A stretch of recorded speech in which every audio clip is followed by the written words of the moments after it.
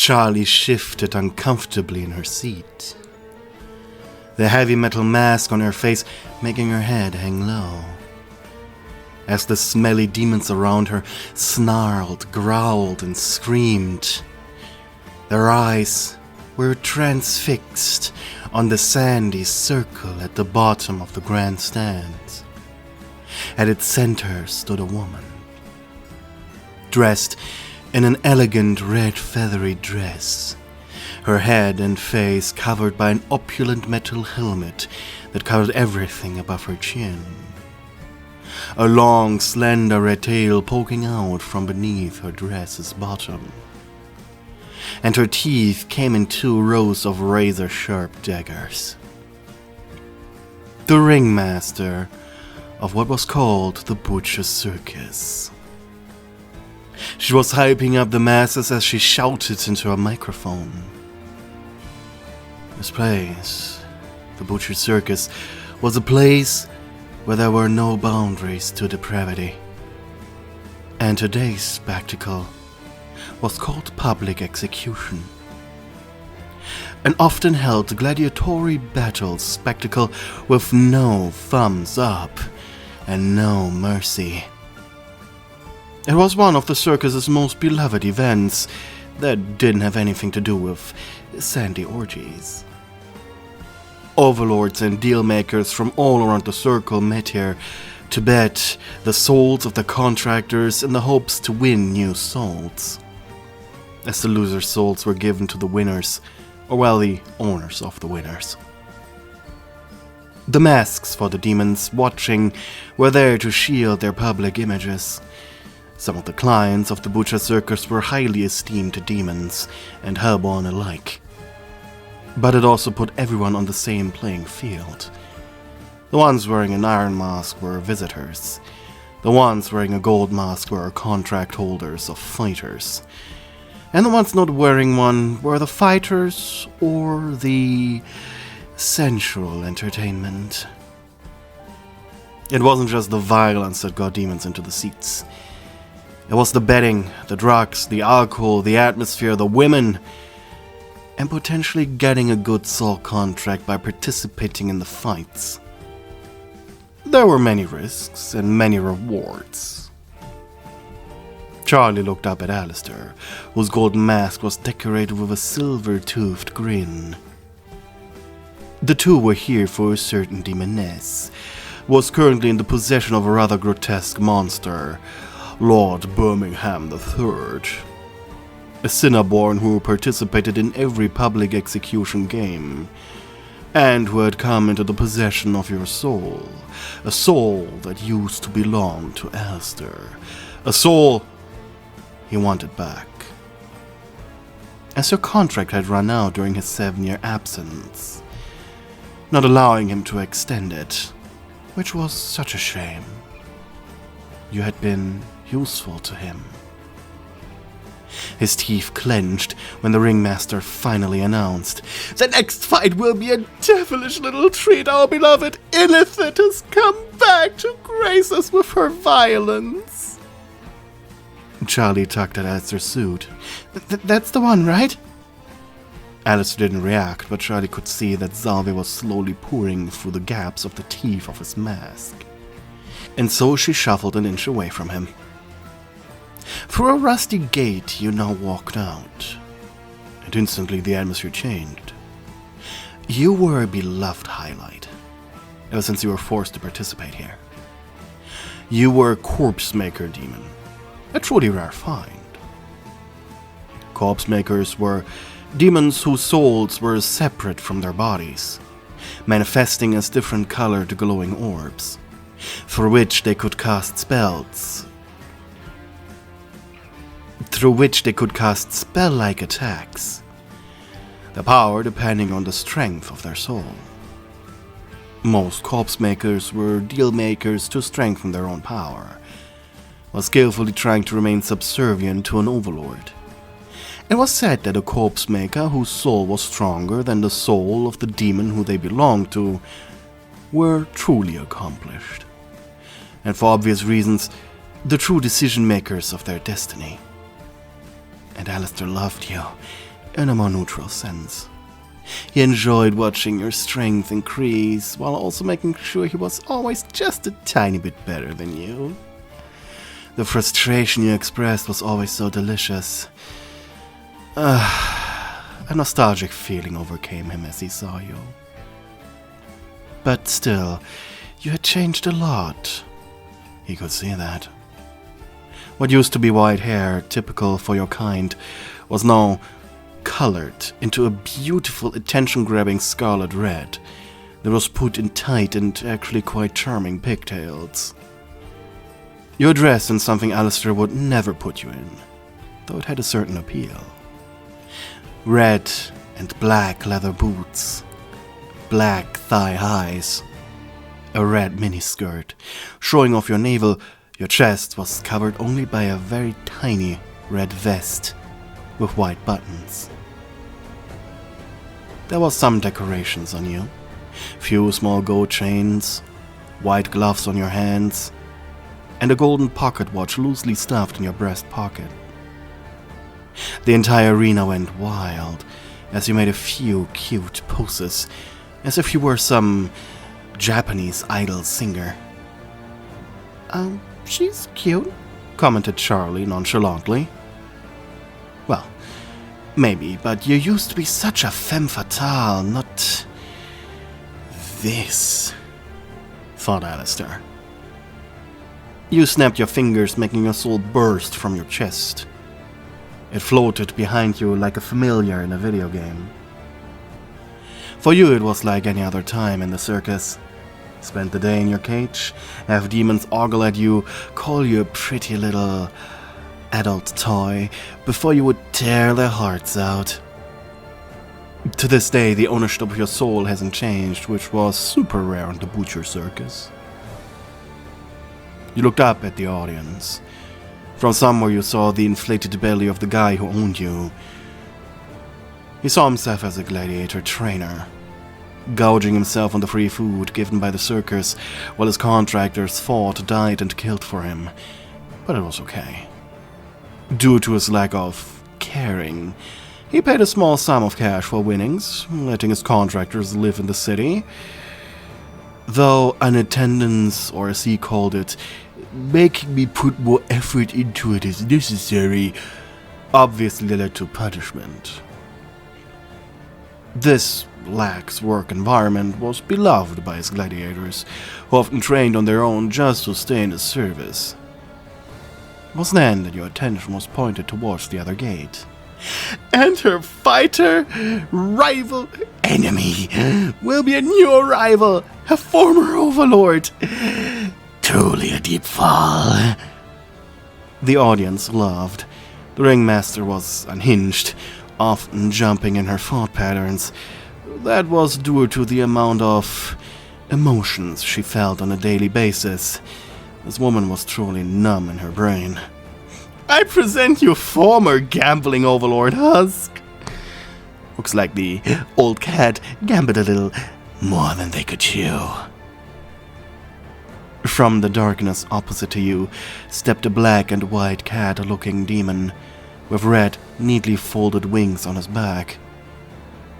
Surprised, you took a step back, immediately letting your gaze move over the audience, but the amount of shiny metal and gold mask was too much. There was zero chance you could make out the radio demon. Husk stopped before you next to the ringleader, who was yapping her butt off. It's been a while, he gruffed. Well, it certainly has, you said with a fake smile. When you served Alistair, you had spent a long time with the cat. He mockingly sharpened his red claws in front of you, shots sparking all over. You look like a slut, by the way. You huffed, inhaling, before looking away, pouting. You've been in hell for 40 years, and now, after all those years, you decide to dress up like a 16-year-old, attending a senior party to have some poorly, freshly 21-year-old dude fuck your brains out, thinking you're at least 18. I said my fall was great. Are you done? You hissed. No. But you look like you are. Oh, you destroy him. The ringmaster teleported out of the sandpit to her elevated position on the stand. Making a graceful spin, she shouted, "Fight!" The second the letter T left the woman's lips, you swung your soul at Husk. Knowing how he used it, he barely dodged it. The tip of his tail briefly making contact with it, leaving it smoldering, but it wasn't over. As you moved your hands to guide the glowing ball towards him, the thing was like a heatless sun. Anything that touched it would burn, and yet the heat of it wasn't felt. Using his agility, he managed to outmaneuver the ball of light, and with a strong flap of his wings, he leaped towards you, delivering a mighty punch to your face. Using the force he applied to you, you threw your entire body towards the ground, managing a graceful somersault to dodge. Managing a graceful somersault to prevent a second hit. Not able to guide your soul over now, you're forced into hand-to-hand combat. His claws dragging over your flesh over and over while your punches hit him right in the face, often disorienting him, making him miss more than he actually had. After someone managing to dodge a swing of his claws that certainly would have disemboweled you, you managed to tackle him with your shoulder right between his legs. The audience groaned as the men could feel the cat demon's pain. He gasped, but then slammed his clawed hands into your back, making you scream in pain. But instead of tearing you apart, he used the opportunity to climb over you, as he noticed in just the right moment that you were pushing him towards your soul. Spitting blood on the ground, he smirked at you. I saw you use that move many years ago. I know your tricks, illithid. You raised your right hand. Oh, but I have so much more to give. Snapping your fingers, your soul shot upwards, floating above the arena like a disco ball. The cat's attention was on the ball. Of course, he was a cat. Giving him just enough time to lunge, punching him in the stomach so hard, vomit shot from his mouth as he stepped back, dazed, holding his tummy. He tried to breathe, but he couldn't. You approached him with a confident smirk, grabbing a thick tuft of his chest hair, shoving him further, and he was right beneath the glowing soul light. Oh, you bitch. Stepping away, you allowed your soul to rain projectiles. Those needles? He shouted as he barely managed to hide his head under one of his wings. Countless, hair-thin, sharp needles buried into his wings. You shrugged with a smug expression. What? You know me. I'm in love with the classics.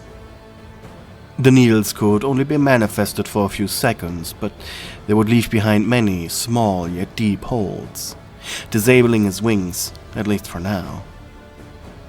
After you were satisfied with your work, you switched your way of attack, running at him with your fists raised, while also lowering your soul, but despite the bloody wounds and pain you just inflicted on him, the cat's instincts were as sharp as ever.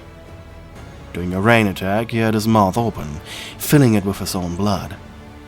And just as you were in range, he spit it at your face. Ah, fuck! You're blinded, taking a few steps back as you try to get rid of the red, slimy substance. Damn cat. Alistair tapped his mask in thought. The fight between you and Husk had been going on for what he felt was quite a long time. Ironically, you probably had better chances against Alistair than against Husk. It was just better matched. Your attacks were slow yet devastating, and your hand-to-hand skills just good enough to match the pressure he gave you in close quarters. making Alistair wonder what if neither of you had the hubris of entering the pit unarmed. What if you had a knife? What if Husk had his throwing cards? Then again, the both of you worked very closely together when you were under his service, so perhaps this was personal. After a very dirty pocket sand attack on your end, you managed to get enough distance between you and Husk, your soul floating before you like a tower shield that if the cat touched it would have him but charred meat. Now Alistair sat up straight. Have you reached a point where you traded showing off for actually trying to win? But the moment you reached into the light, pulling out a burning chain and wrapping it around your wrist, he knew you were still showing off. Something interesting about corpse maker souls was what they actually did. They were malleable, like clay. The needles you showered him with, the cold heat that radiated at its core, it was all just your soul taking on different forms. If anything, he was disappointed that your kind still relied on the floating orb trick.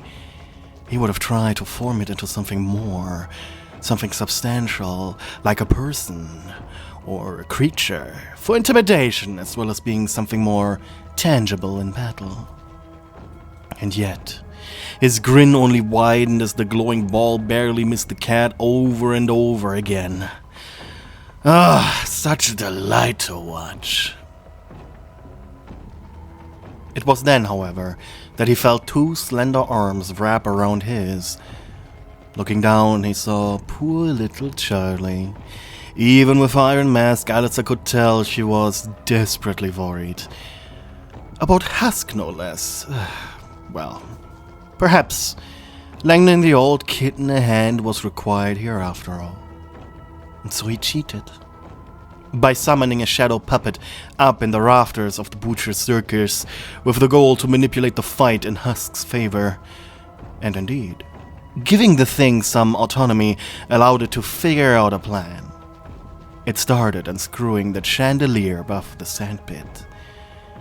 And Alistair was pleased, leaning back when he noticed Husk's eyes darting up. In the same move, he made the thing disappear to make sure no one saw it. And with one quick swipe of the loosened chandelier, excited, Alistair leaned forward, gripping his cane so tightly his knuckles were surely showing. After Husk had jumped up, the entire thing went down. The audience went, "Oh!" as your body was completely crushed by the metal. They were screaming their heads off. Figuratively, not literally. Covered in his and your gore, Husk stood there, shaking, next to your smashed remains. His one remaining arm raised in victory, as his breaths came out quick and labored.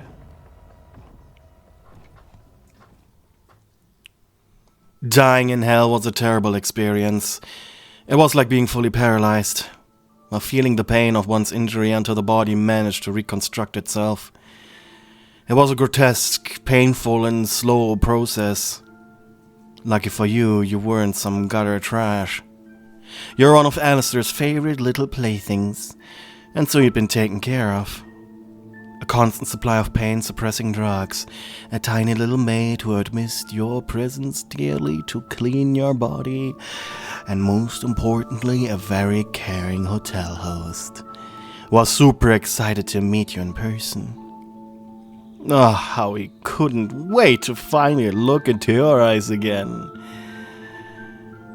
With pain in his blackened heart, he had to admit he was fond of you. Not like a lover, of course, but more like a childless woman in her 40s is fond of her cats. With a smug grin, Alistair sat opposite to you as he watched your progress. Always a fighter. And that's when you gasped suddenly, coughing and grunting. It had been 2 weeks. Your upper body was slightly raised. Clearly you were still figuring out some inside stuff. With a smug grin, the radio demon got up from his chair, stepping next to you. You're still covered in bandages, How tender. Alistair leaned to your level. Illicit. He mused. You're breathing through your nose painfully, your eyes staring up into his. Grunting, you muttered, "So I'm yours again, aren't I?" Alistair placed a hand on your cheek. Gently he rubbed over it with his thumb. Well, technically speaking, yes. But don't expect too much work. Grinning, Alistair placed a hand on your stomach. With a flustered expression, you averted your gaze. As his hand pushed into you, the warm feeling of your tender, fleshy, regenerated insides was making him purr.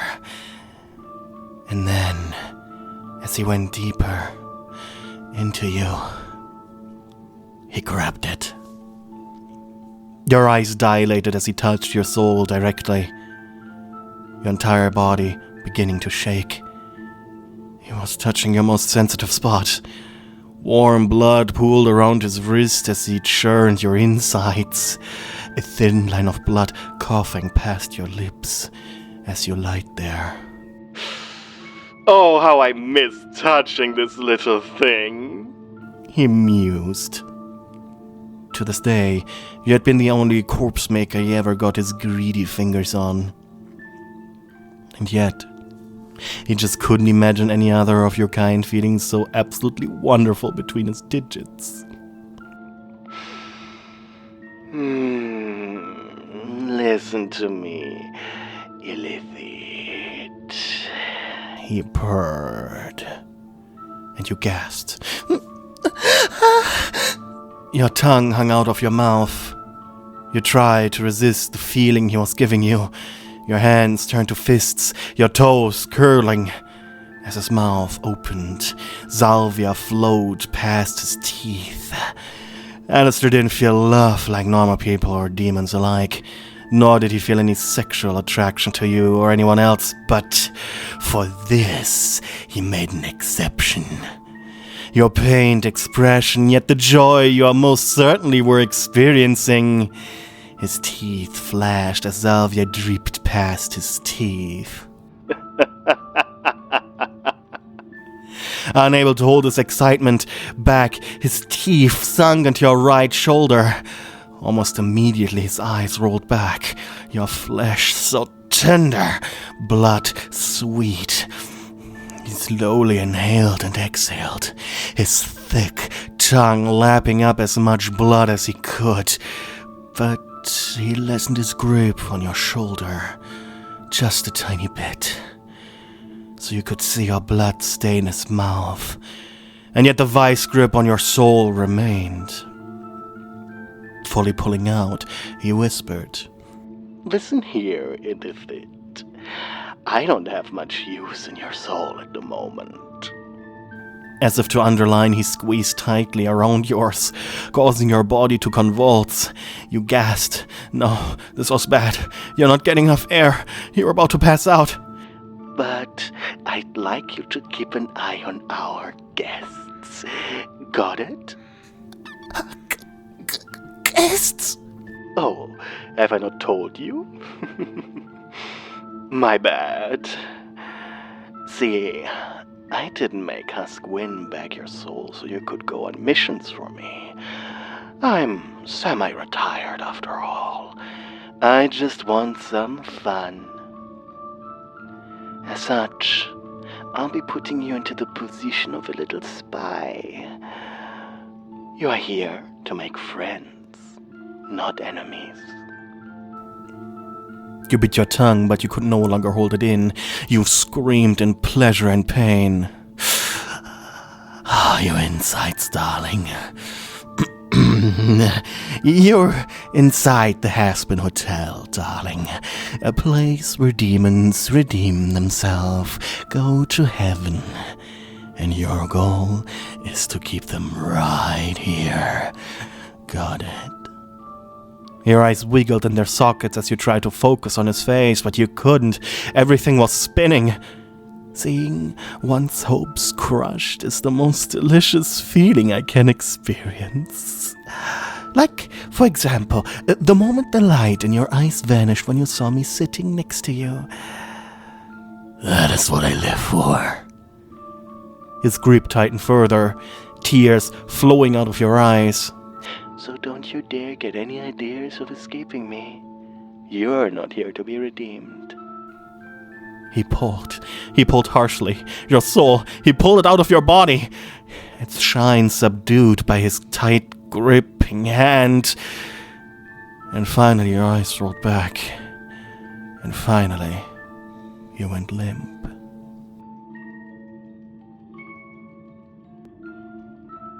Thank you for watching my video until the very end.